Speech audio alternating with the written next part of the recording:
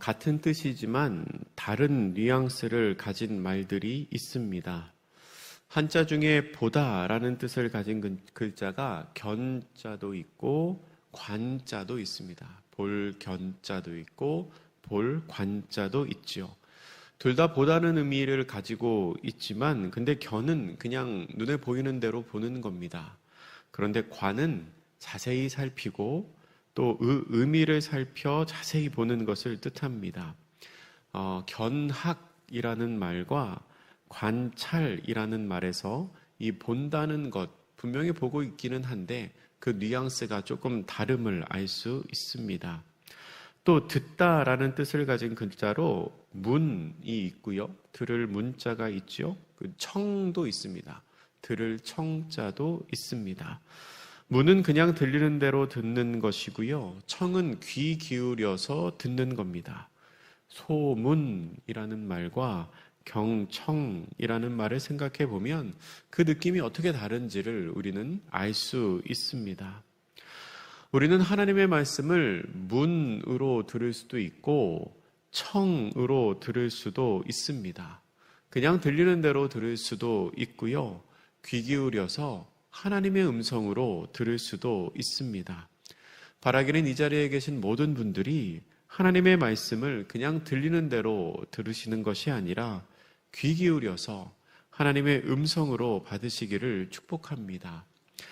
그런데 이스라엘 민족은 예언자를 통해 선포되는 하나님의 말씀을 청으로 듣지 않았습니다. 귀 기울여서 잘 살펴 듣는 것이 아니라 그냥 문으로 들었습니다. 누가 얘기하나 보다 하고 스쳐 지나가는 말로 듣기만 하고 귀 기울여서 듣지 않습니다. 듣고 있기는 한데 자신들이 듣고 싶은 대로 듣습니다. 들어서 괜찮은 말이면 인정하고 듣고 싶지 않은 말이면 그냥 못 들은 척 합니다. 그렇게 말씀을 들으니까 말씀을 들어도 마음이 움직이지 않고 오히려 반항심이 생깁니다.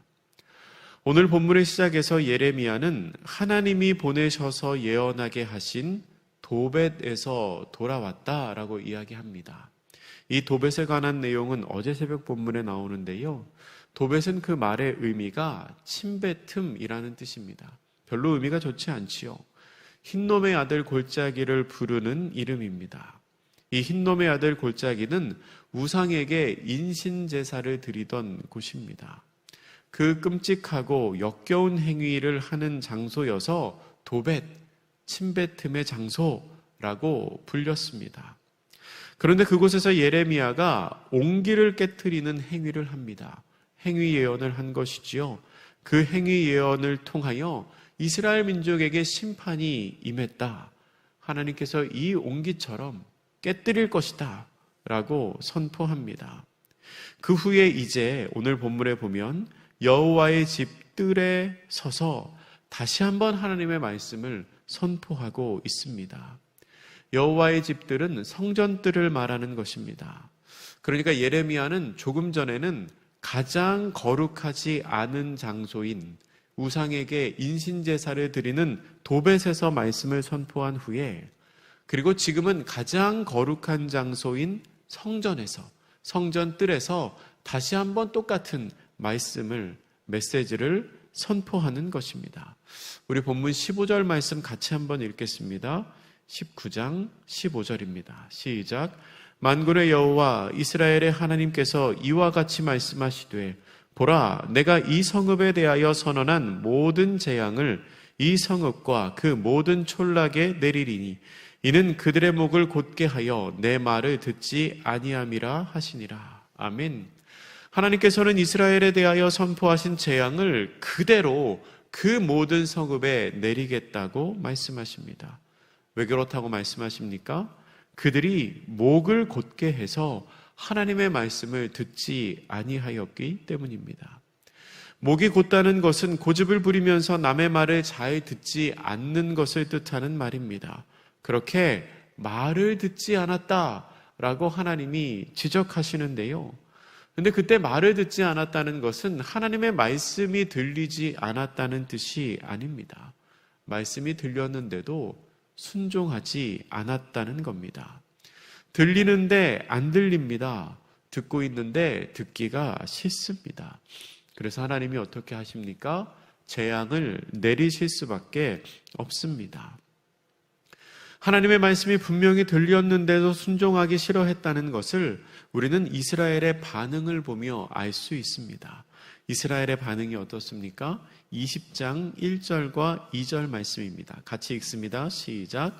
임멜의 아들 제사장 바스훌은 여호와의 성전의 총감독이라.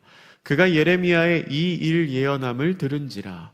이에 바스훌이 선지자 예레미야를 때리고 여호와의 성전에 있는 베냐민 문 위층에 목에 씌우는 나무 고랑으로 채워 두었더니. 아멘. 제사장 바스훌은 당시 성전의 총감독이었습니다. 그런데 그는 예레미야의 예언을 들은 후에 예레미야를 때립니다. 때리고 목에 씌우는 나무 고랑을 채워서 감금을 합니다. 그렇게 예레미야를 때리고 감금한 이유 첫 번째로는 예레미야의 말을 믿을 수가 없었기 때문입니다. 하나님의 임재를 상징하는 이 성전에서 하나님께서 이곳을 손수 파괴하실 거라고 하니 그 말 자체를 믿을 수가 없습니다. 그리고 예레미야가 지금 하는 그 말이 사회적인 혼란을 야기한다고 생각해서 그를 때리고, 그리고 이제 개역 한글 성경에는 작고라고 나옵니다. 이 나무 고랑을 목에 채워서 매달아 놓습니다. 또 다른 이유로는 지금 예레미야가 선포하는 이 말이 바스훌이 했던 말과는 전혀 다른 내용이기 때문입니다. 오늘 본문의 마지막인 20장 6절 말씀을 한번 눈으로 보시면요, 하나님께서 바스훌에게 미칠 일을 말씀하시는 내용이 이 6절에 나오는데 이렇게 기록하고 있습니다. 바스훌아, 너와 내 집에 사는 모든 사람이 포로되어 옮겨지리니 내가 바벨론에 이르러 거기서 죽어 거기 묻힐 것이라. 너와 너의 거짓 예언을 들은 내 모든 친구도 그와 같으리라 하셨느니라. 아멘. 하나님께서 바스훌을 향하여 경고하시며 이렇게 말씀하시죠. 너와 너의 거짓 예언을 들은 내 모든 친구도. 그러니까 바스훌은 거짓 예언을 했다는 겁니다.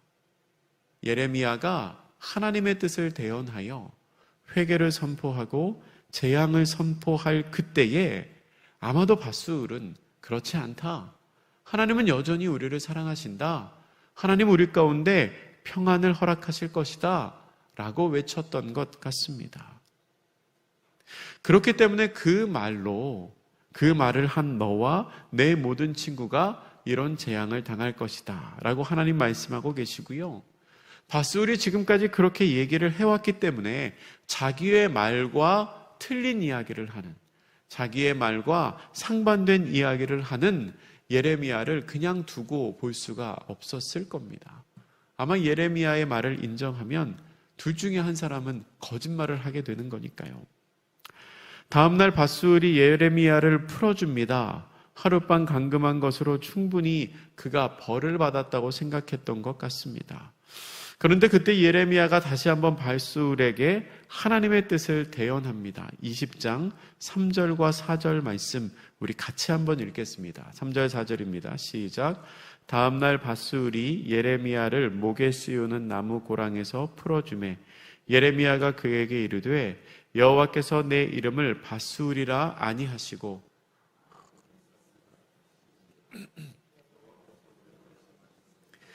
보라, 내가 너로 너와 내 모든 친구들에게 두려움이 되게 하리니 그들이 그들의 원수들의 칼에 엎드려질 것이요 내 눈은 그것을 볼 것이며 내가 온 유다를 바벨론 왕의 손에 넘기리니 그가 그들을 사로잡아 바벨론으로 옮겨 칼로 죽이리라. 아멘. 바스훌을 마골 미사빕이라고 부를 거라고 말씀하십니다. 이 마골 미사빕은 난하주에 우리 가지고 있는 성경에 보면 밑에 해설이 되어 있는데요. 사방으로 두려움이라고 써 있습니다. 사면초가라는 뜻입니다. 온 사방에 두려운 일이 생겼다. 이 말은 첫 번째로는 바스훌이 그런 처지가 될 거라는 겁니다. 바스훌이 사방에 두려움을 겪게 되는 처지가 될 것이다. 그리고 두 번째로는 너 때문에, 바스훌 때문에 너의 주변에 그런 두려움이 생길 것이다 라는 뜻입니다. 밧술이 선포한 거짓 예언을 듣고 그 거짓 예언으로 말미암아 위로를 얻고 평안이 있을 거라고 생각했던 사람들, 그리하여 하나님 앞에 회개하지 않았던 그 모든 사람들에게 똑같은 그런 두려움이 너 때문에 생기게 될 거라는 겁니다. 결국 그와 같은 거짓 예언자의 잘못된 선포 때문에 4절의 하반절에 나오는 것처럼 이스라엘이 원수의 손에, 원수의 칼에 엎드려질 것입니다. 또 온 유다가 바벨론 왕의 손에 넘겨질 것이며 바벨론 왕이 그들을 사로잡아서 바벨론으로 옮겨 칼로 죽이게 될 것입니다. 먼저는 거짓 예언을 한 그 거짓 예언자의 잘못이고, 또한 그 거짓 예언과 거짓 평안을 믿고 안심했던 사람들의 잘못 때문입니다. 바른 예언, 참된 예언을 듣고 회개했어야 하는데 이스라엘은 그렇게 하지 않았고, 그리고 그 대가로 하나님께서 그들 사이에 재앙을 내리신다는 겁니다. 오늘 말씀은 참 좀 속이 상합니다. 좀 씁쓸합니다. 들어야 하는 하나님의 말씀은 안 듣고 듣지 말아야 하는 거짓 예언자의 말씀을 듣고 따라가는 이스라엘의 모습이 참 너무 안타깝습니다. 그런데 이런 상황에서도 우리가 본문을 보면서 한 가지 알 수 있는 사실이 있습니다. 그것은 이 모든 일의 주권자는 여전히 하나님이시라는 사실입니다. 5절 말씀은 이렇게 시작합니다. 내가 또 이 성읍의 모든 부와 그 모든 소득과 그 모든 귀중품과 유다 왕들의 모든 보물을 그 원수의 손에 넘기리니. 거짓 예언과 악에 굴복하여 이스라엘이 어쩔 수 없이 대적의 손에 흘러 들어가는 것이 아닙니다. 하나님께서도 어쩔 수 없이 그들을 바벨론의 손에 빼앗기는 것이 아닙니다. 그게 아니고 비록 모든 것이 무너지고 모든 것을 빼앗기겠지만 이 일을 행하시는 분도 하나님이시라는 겁니다. 하나님이 분명히 말씀하십니다. 내가 넘길 것이다. 내가 넘긴다. 불순종과 악에 대한 심판, 그것조차도 하나님께서 허락하시지 않으면 이루어지지 않는다는 겁니다. 하나님께서 모든 상황의 주권자이시기 때문입니다. 신약성경 마태복음 10장 29절은 이렇게 기록합니다. 참새 2마리가 한 아사리온에 팔리지 않느냐. 그러나 너희 아버지께서 허락하지 아니하시면 그 하나도 땅에 떨어지지 아니하리라. 아멘. 참새 1마리가 땅에 떨어지는 것까지도 하나님이 주권 하에 있습니다. 그 모든 것을 하나님이 주관하십니다. 모든 것이 절망스러워 보이고 모든 것을 빼앗긴 것처럼 보이는 그때에도 여전히 하나님께서는 우리의 주권자, 이스라엘의 주권자가 되십니다. 말씀을 정리하겠습니다. 이스라엘은 하나님의 말씀이 들리는데도 듣지 않습니다. 들리는데 왜 듣지 않을까요? 귀에 들리는데 왜 순종하지 않을까요? 몇 가지 이유가 있을 것입니다. 첫 번째로는 그렇게 하고 싶지 않아서입니다. 놀고 있는 아이에게 밥 먹어라 라고 이야기하면 잘 듣지 않습니다. 들리는지 안 들리는지 내 얘기를 들은 건지 반응이 없습니다. 근데 밥 먹어라 할 때 듣지 않는 아이에게 아이스크림 먹어라 그러면 금방 일어섭니다. 왜 그럴까요? 들리기는 하는데 그렇게 하고 싶지 않아서 순종하지 않는 거죠. 두 번째, 그렇게 하면 손해가 될 것 같아서 순종하지 않습니다. 무슨 말인지는 알겠는데 그렇게 하면 내가 당장에 손해볼 것 같습니다. 머리로는 이해가 돼도 순종하는 것을 미룹니다. 세 번째, 내 판단에는 이게 옳은 것 같아서 순종하지 않습니다. 하나님은 이렇게 말씀하시지만 내가 생각하기에는 저게 맞는 것 같습니다. 그래서 순종하지 않습니다. 네 번째, 무엇이 옳은지를 몰라서 순종하지 않습니다. 하나님의 말씀이 들리기는 하는데 확신이 없는 겁니다. 이게 진짜 하나님의 뜻이 맞나? 하나님의 음성이 아닌 거 아닌가? 확신이 없어서 순종하지 않습니다. 마지막 5번째, 말씀이 들리는데 순종하지 않는 이유는 그렇게 해도, 순종하지 않아도 하나님께서 오래 참으시는 사랑으로 나를 용서해 줄 거라는 확신이 있기 때문입니다. 참 너무 확실한 믿음이죠. 하나님 날 사랑하시니까 순종하지 않아도 괜찮을 거야. 오래 참는 사랑으로 봐주실 거야. 지금 잘못하고 있는 거 다 알고 있는데 그래도 하나님 날 사랑하시니까 조금 더 봐주시겠지 하며 나를 부르시는 하나님의 음성을 애써 외면하는 겁니다. 아마 이스라엘도 그랬던 것 같습니다. 우리가 누군데, 하나님이 누구신데, 우리가 어떤 민족인데 순종하지 않아도 하나님은 우리를 사랑하시니까 봐주실 거야. 그런데 하나님은 사랑하시기 때문에 징계하십니다. 사랑하시기 때문에 심판하십니다. 우리는 하나님의 말씀을 잘 듣고 잘 분별하고 잘 순종해야 합니다. 여전히 우리의 주권자가 되시는 하나님의 진노와 심판이 우리의 삶에 임하기 전에 나에게 주시는 하나님의 뜻을 그냥 떠도는 소문을 듣는 것처럼 흘려듣는 것이 아니라 잘 경청하는 마음으로 귀 기울여서 듣고 순종하는 복된 성도님들 되시기를 주님의 이름으로 축복합니다. 기도하겠습니다. 사랑의 하나님, 이스라엘 민족은 하나님의 말씀을 듣고 있으면서도 순종하지 않습니다. 하나님의 말씀을 하나님의 말씀으로 듣는 것이 아니라 그저 스쳐 지나가는 말로 들었기 때문입니다. 우리는 그러지 않기를 간절히 기도합니다. 말씀이 내 마음에 들렸을 때 내 생각과 다르더라도 순종하게 하여 주시옵소서.